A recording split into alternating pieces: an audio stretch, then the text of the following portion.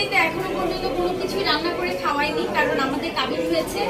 আমি এখন আমার বাসায় থাকছি, আমাদের এখনো রিসেপশন হয়নি। শ্বশুরবাড়িতে আমি মেহমান হয়ে যাই, মানে অ্যাজ এ গেস্ট হয়ে যাই। আপনি তো মিডিয়া পার্সন, তো ভাইয়া তো মিডিয়ার বাইরে, তারপর সব প্রোগ্রামে দেখি ভাইয়া আপনার সঙ্গে আসে। এই যে আমরা ক্যামেরা করে থাকি, ভাইয়া বিরক্ত হয়নি? সাজিল মোটেও বিরক্ত হয় না, ও আপনাদেরকে অনেক ভালোবাসে।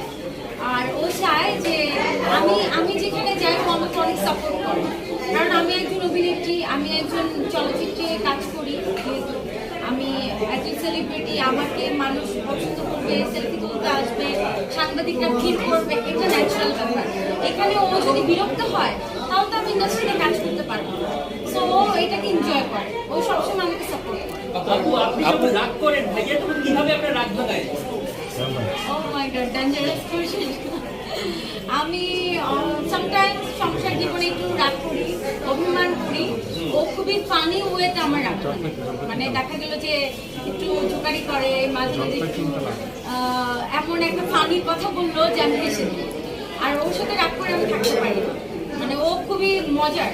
আর ওর একটা দোষ বলি আমি, ও খুব মানে মানুষকে পচাতে পছন্দ করে। এই পচানোটা যে এরকম না যে আপনি অপমানিত হবেন তা না, এমনভাবে পচাবে যে আপনি হেসে দিবেন। মানে ও মানুষকে অনেক হাসায়।